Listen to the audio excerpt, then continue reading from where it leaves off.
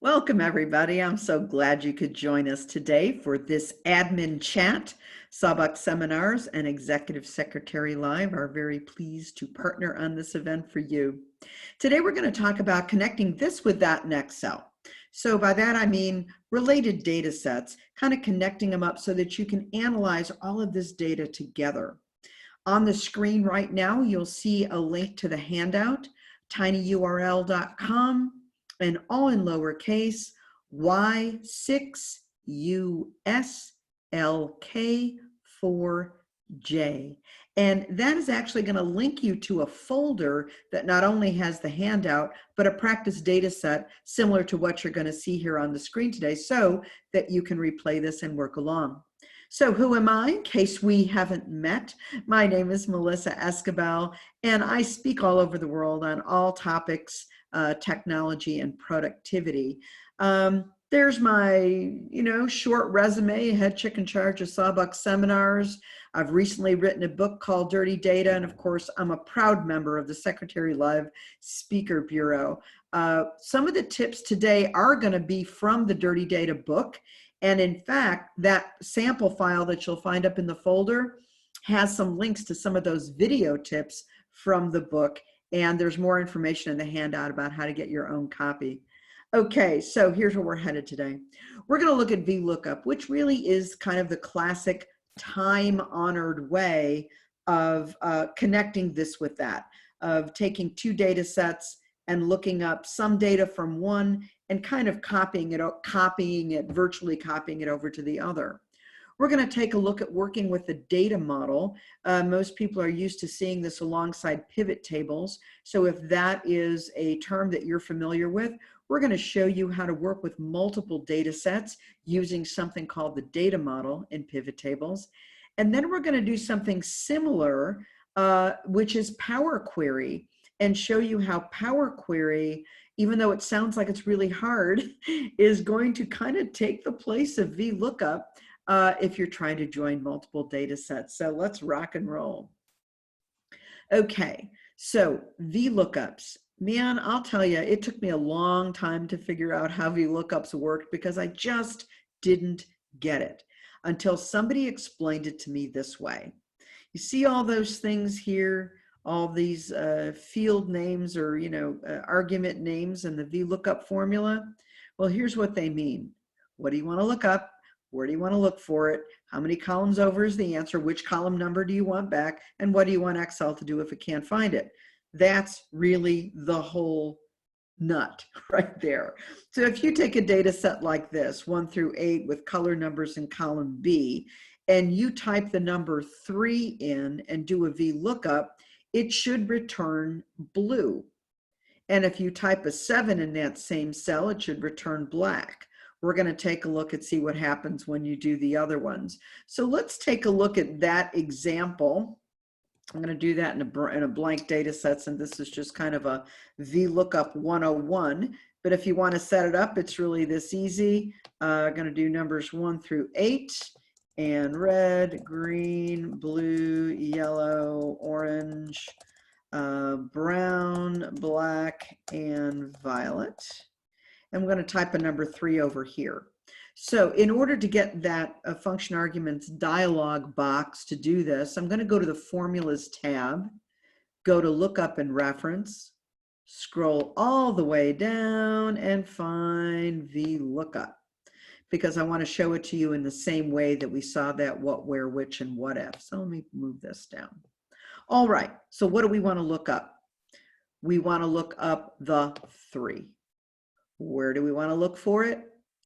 In this table over here. So when we say, what do you want to look up? Whoops. What do you want to look up? And where do you want to look for it? Make sure you are choosing the whole where, A1 through B8. For those of you who are a little bit more along the way in your formula writing, when I say you need to make this an absolute cell reference, you know what I'm talking about. For those of you who are a little newer on your formula journey, if you, and this is on a PC, press your F4 key right here, it puts $ signs around A and the 1 and the B and the 8. And what that tells Excel is when you copy this formula down, don't change these numbers. So you know how like when you type in A1 plus B1 and you copy it down and it turns into A2 plus B2, right? So the A1, when you put dollar signs around that, when you copy it down, it stays A1 and that B8 stays B8. And that's because our lookup table isn't going anywhere. It's in the same place. Okay, now next thing. So what and where, which column number has the information you want? So if we want to return the color name, which column do we want back? Now I know some of you just said to yourselves, B. But when I ask for how many columns over, which column number, and that would be 1, 2. That would be the second column. So when you're looking at column index number, I want you to think of which column number do I want back? How many columns over from the lookup column is what I need? And it is in the second one. Now, range lookup is interesting. Range lookup really means what do you want me to do if I can't find it? Let's leave this blank for a minute and answer one of those questions.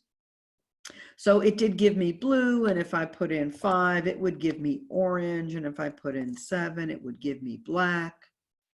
But what if I put in 3.1? Yep, it still gives me blue. Well, why is that? Well, let's put it in 99, and it gives me violet. Why is that? All right, let's take a look.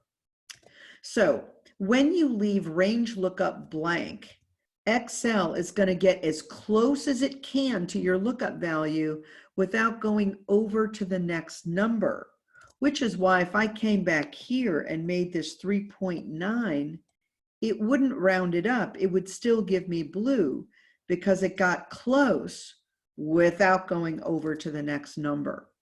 Now, if you put a 0 there, or some of you who are VLOOKUP experts already, you might use the word false. If you put 0 or false here, you're telling Excel, well, tell me you can't find it. So let's do that. We'll come back into our formula by clicking this FX, and I'll type in a 0, which as you can see means false, just 4 less characters to type. You never know what you're going to use that energy for. And I'll click OK here, and it tells me NA. That means it is not available in this lookup data set. So that's what NA means here. So a 99 is NA, but a 3 is still blue, and an 8 is still violet, but a 187 is, I don't know what you're talking about, not available. Okay, that was kind of a primer, if you will, for VLOOKUP. Let's come back to our original subject, and there's the answers. Let's come back to our original subject, which is connecting data. So we're going to use a VLOOKUP, and there's the formula down there. We're going to use a VLOOKUP to connect this data set, which is on a worksheet called HRVL in the sample workbook, to this column here in another worksheet. So let's come out to this is the sample workbook that you'll find out there. So if I go to HRVL, let me make this bigger so you don't have to squint at it. There we go. So this has some information about employees. And this has the payroll transactions, this has the payroll transactions with those same employees. But if we want to analyze this as one data set, so we want office and title, maybe we want to do some summaries by the office location or by the employee's title. Well, how do we do that if we don't have the information here? Well, we're going to connect it up with a VLOOKUP. Now this VLOOKUP I'm going to do in line, so I'm just going to type it in. So when you do equal VL, VLOOKUP pops up. I'm going to hit my tab key. Now it's the same as that box we looked at. It's still, what do you want to look up? Where do you want to look for it? Which column number do you want back? And what do you want Excel to do if it can't find it? So what we want to look up is the employee ID, comma. Where we want to look for it is in this data set. So Control-Shift down arrow, Control-Shift right arrow. That selects the whole data set A1 through F9. I'm going to press my F4 key here, And that makes the last part an absolute. And I'm going to press my F4 key again, because we really want this to be an absolute cell reference. So which column has the information we want? Well, the office is in the third column. Let me come back to my slide for a second. 1, 2, 3, and that's where it is. So we're going to put this as 3. Now, what we're looking up, of course, is an employee ID, which is a number. We don't want to get close. We want to get that one exactly right. So we want to make sure that we put 0 in there. Now, when I press enter, it gives me the central office. I'm going to double click on my autofill handle here, and that will copy it all the way down. And now I have that information in here, okay? So if this is the formula, there's my third column. If this is my formula for office, what would it look like? What would the formula look like that goes here in the column title in column E? Can you guess? Well, it would look like that. So all we need to do is change a 3 to a 6. So here's the way I do this when I'm faced with this kind of a situation where it's just another column in the same data set. I'm going to get into edit mode in this formula. I'm going to hit Control A, which copies the whole formula, and then I'm going to press Escape because I don't want to alter that one. I'm going to double click in here and paste that and just change my 3 to a 6. And now it pulled in the title, and I will double click down. So now I can sort, filter. So if I wanted to do some filtering and only look at things in District A, okay, only transactions that affected District A, I can just filter by District A. And if I just want to know only about the operators, then I can just select operator. So I'm effectively looking at 2 data sets that I now created into one, and we can pull in as many columns as we think we might need. Okay, so that is a classic solution. That is the VLOOKUP solution. The sample workbook already has those formulas in there, and you'll see them. The next tip for connecting this with that is using pivot tables and the data model. So the data model is kind of an underlying structure. Like you see, we got our puzzle pieces and they're kind of behind everything. It's an underlying structure of data, connected data, that we can use to generate reports. There's 3 steps here. Number 1, we have to add the data to the data model. The method that we're going to use here means that you need to be using Excel on a PC. Many of the features that you're going to see from here on out do not work in Excel for Mac, and it's all about system architecture, which is why it doesn't work. However, as I was working with a client today who came up with a great question, and we decided that PowerQuery and the data model was the answer, and then we found out she was using Excel on the Mac. What she's done is found a way to dual boot her Mac. So she's booting her Mac to a Windows 10 screen and then using Excel there. The product that I was most familiar with back in the day to do that is something called Boot Camp. But work with your IT support people if you are using Excel on a Mac to see if you can get Boot Camp or some similar product so that you can boot up to Windows and run Excel for PC. If you're an Office 365 shop, it should be no problem for you to get the Excel for the PC as well as having it over on the Mac side. So you should be able to get that done. I'll show you how to get questions to me at the end of the program. And then if you need some help in that regard, please let me know. All righty. So adding data to the data model, let's do that first. And we're going to take VLOOKUPs and replace them with by creating relationships. So we're going to click on the Power Pivot tab. Now, if you don't see the Power Pivot tab, that's what this looks like. If you don't see this, check your add-in. So I'm going to go to File, Options, Add-ins, and make sure It's taken its time, but make sure that you have all the power things for Power Pivot, Power Map, Power View, that you have all those in. It's a COM add-in that you have them added in. They should just be available to you. You shouldn't have to go out and get anything as long as you're using, I think it's Excel 2013 through Excel 2019 or Office Excel for Office 365 desktop. Okay. So we got to get the data. We have to add, get the data and put it in the data model. So I'm going to come out here. I'm actually going to peel these out to another worksheet here. Create a copy to book, new book. And then I'm going to do the same here. Right click, move or copy, create a copy to book, and the book I just created. So we have them both out here, so we can kind of separate them. All right, so what we're going to do is we're going to add this data to the data model. As long as you see Power Pivot, it is really this easy. I'm going to click in the middle of this. Now this is a table style formatted table, which means I took my data and I did format as a table. So that's really what you should be using. If you are using that, it's always helpful to name those tables up here.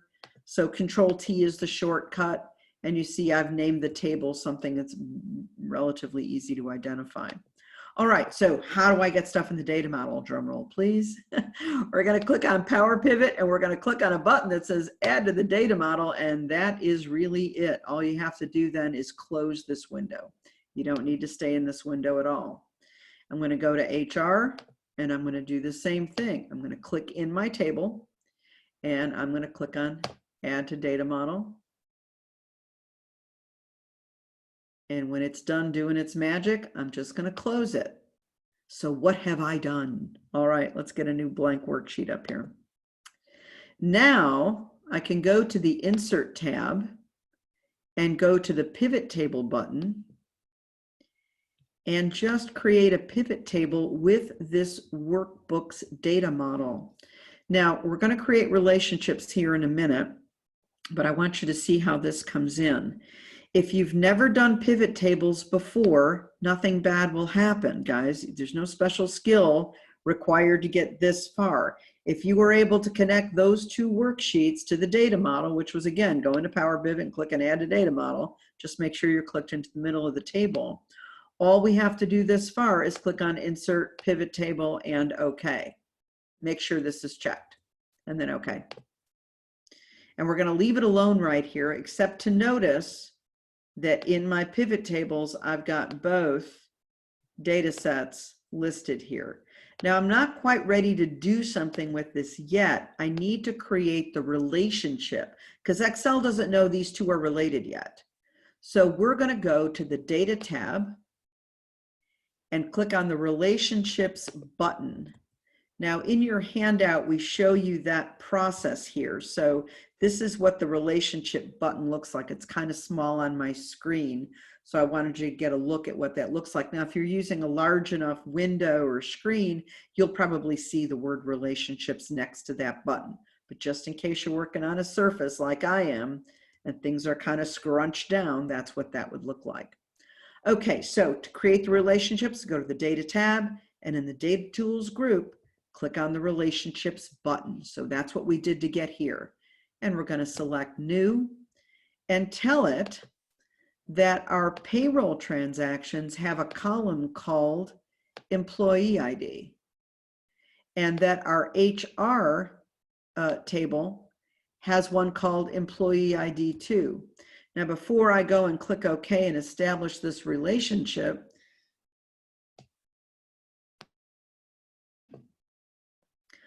know that they don't have to be called the same thing. So the column for payroll could have been employee ID, and for HR it could have been EID. Doesn't matter, as long as they mean and have the same data in them. And that's very important.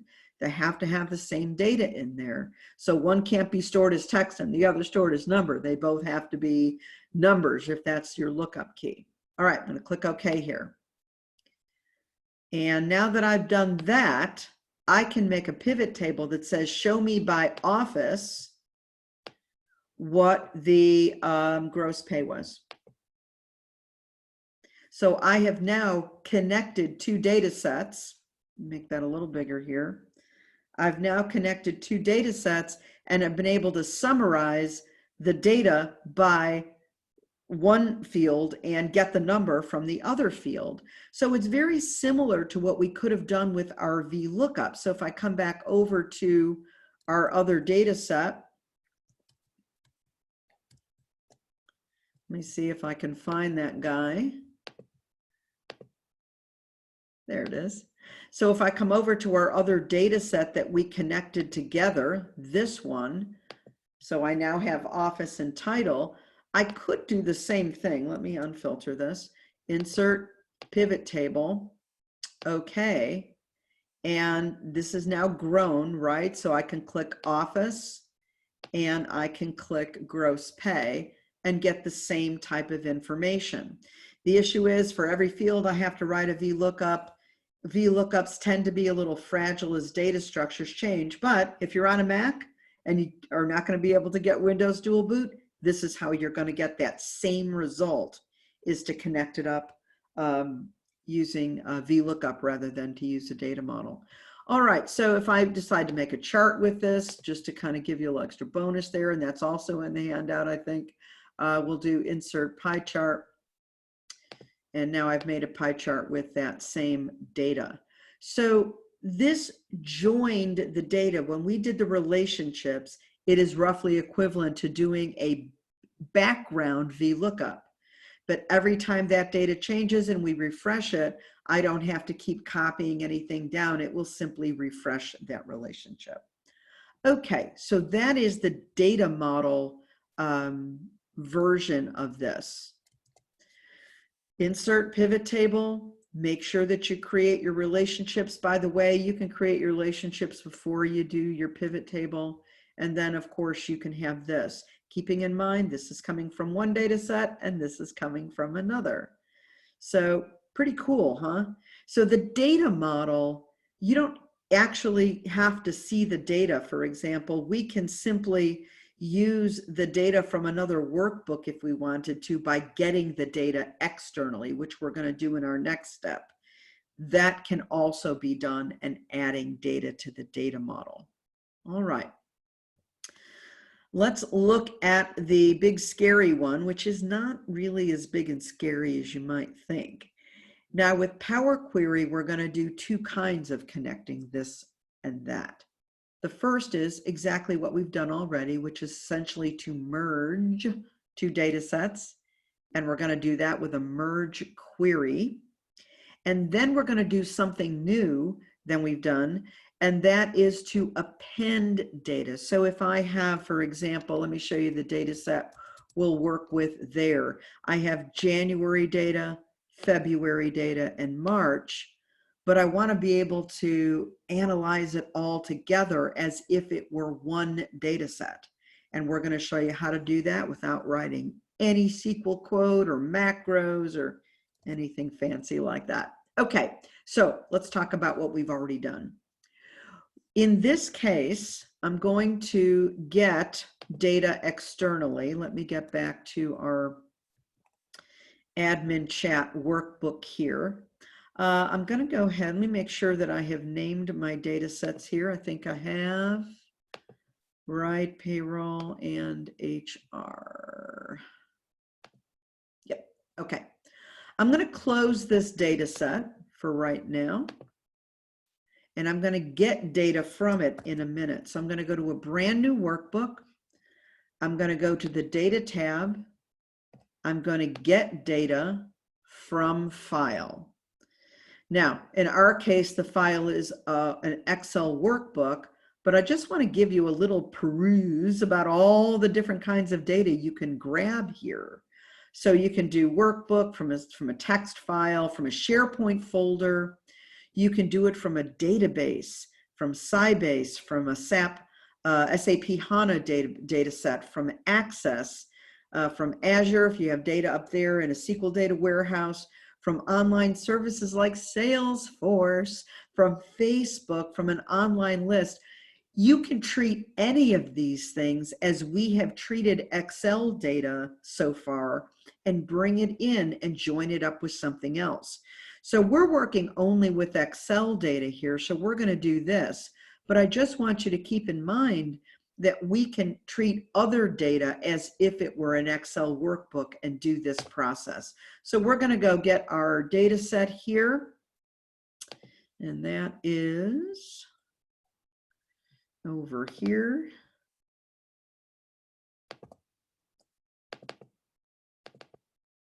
All right, so this is the one that we're working on, and we're going to hit import. So data, get data from Excel, import. Now let me give you a little tour around this window because this may be a new window for some of you. The ones that look like they have a blue line on the top, those are table style formatted tables, and that is the recommended format. You can grab data from worksheets, but there might be some cleanup to do on those. Speaking of cleanup, when you get there, there's a lot of good cleanup tips in that dirty data worksheet that is in the sample workbook. But we want to actually connect the same two data sets that we already worked with, our HR data and our payroll transactions. So we're going to first say select multiple items. We're going to check our two worksheets. By the way, if these two things were in separate workbooks, you would simply get data from one, and then you would go out and get data from the other one. Doesn't matter the order. We're lucky because they're both in the same workbook, but they don't have to be. Might be tempting to click on load, but we're going to click on transform. And transform is what is going to bring us into PowerQuery. If you look up top here on the left, you can see it says PowerQuery Editor. So here's our HR and here are our payroll transactions. We're just looking at them in a different way. Now, the first thing I said we were going to do is connect up these two data sets. And we're going to do that with a merge query. So we want to come up here to the merge query button and say merge queries as new. Now I'm beginning with payroll transactions, okay? So that's where we're going to begin, merge query as new. And it says, what do you want to connect it with? I want to connect it with the HR data set. And how do I want to connect it? I am going to click on employee ID here and click on employee ID here, just a simple left click. This is telling Excel, this is how they are related, okay? And we'll just click on OK here.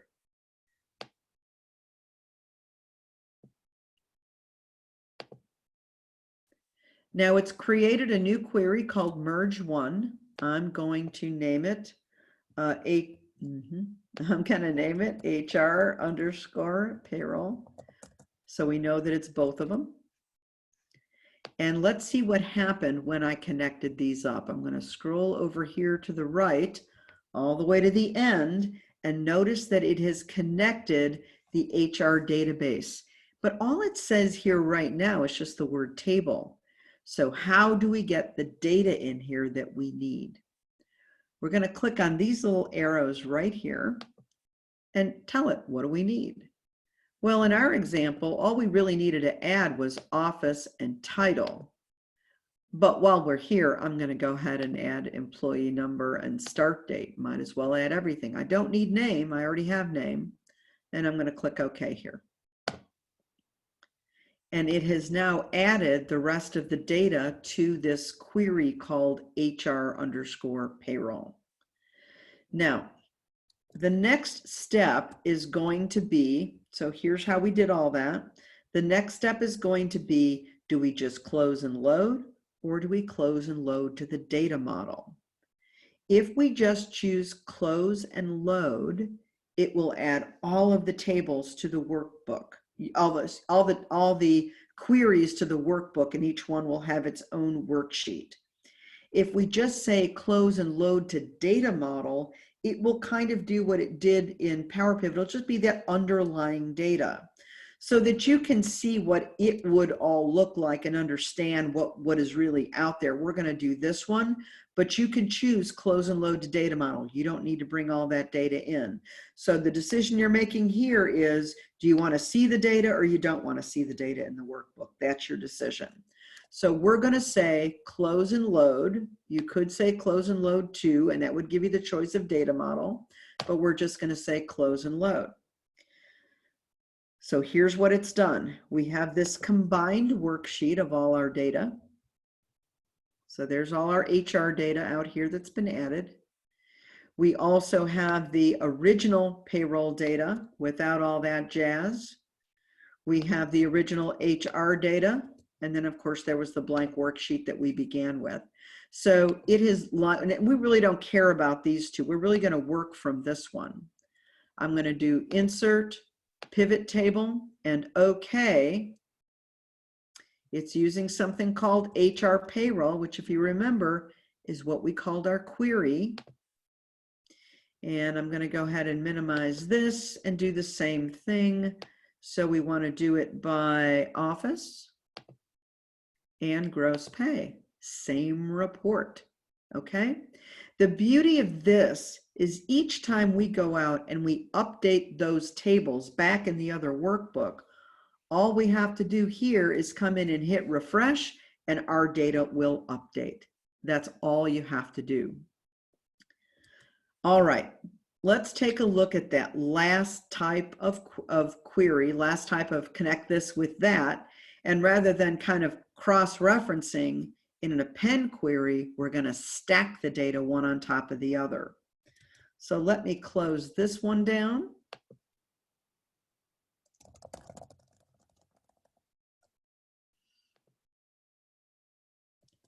And yep, we close. Yeah, it's thinking. Okay, and now we are in our append data. So this data set is also, I believe, up in that folder. If it's not, it's easy to create from what's there. You can just pull January's transactions out, February's, March, just so you have 3 months, or maybe you already have a data set you want to try this with. Okay, so we've got our 3 data sets. We're going to go and grab this data also. We could do it in here, but I'm going to go ahead and do it in a new workbook. Close this up and go to data, get data from file, from workbook, just like we did before. I'm going to grab our append query example and hit import. This screen should look familiar. It's kind of what we had before. This time we're going to go after the worksheets, but it actually created, there's tables out there. We could use these tables. I'm going to use this just to do something different. So we're going to say select multiple items, and I'm going to click these in the order I want to see them. January, February, March. And again, I'm going to hit transform data. It's going to bring me into PowerQuery. I'm going to discard that and come back out and get them all this time. I must have missed one. Data, get data from file. Happens to the best of us, right? Sometimes it makes you feel good to see somebody like me make a mistake. Especially in Excel. Trust me, I make lots of mistakes all day. Okay, select multiple items. January, February, March. All right, transform data. Now it's going to bring in those 3 data sets, and it should bring them in the order I selected them, January, February, March. And remember where we found merge query? We're going to go find append query now. And again, we're going to say append queries as new.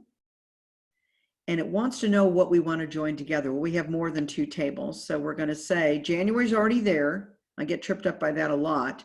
I'm going to double click on February and double click on March. And that's going to bring these over here. I'm going to click OK. So we've told Excel that these need to be appended. And because they're the same structure, it had no problem with it. I'm going to rename this first quarter.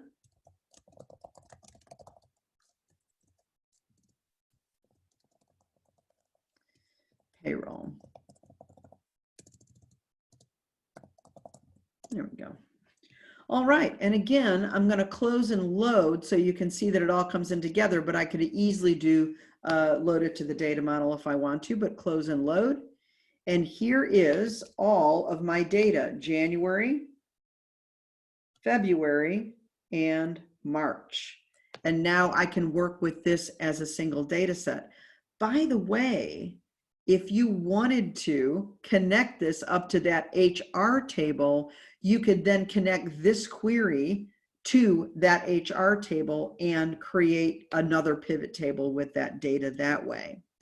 So we've taken a look at 3 different ways to connect this with that in Excel. The classic VLOOKUP, which if you're using Excel on a Mac, that's what you're going to be using to connect this with that. As far as append goes, you'll be copying and pasting them one after the other.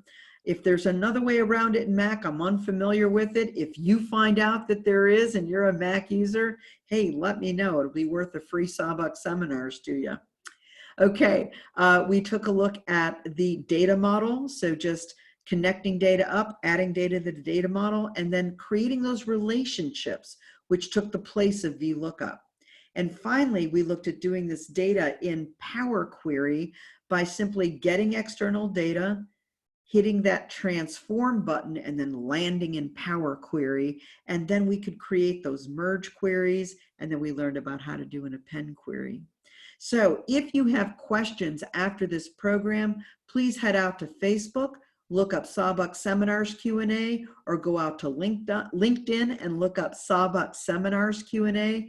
You can certainly write directly to me. Join those groups, post your questions out there, and we'll answer them for everybody.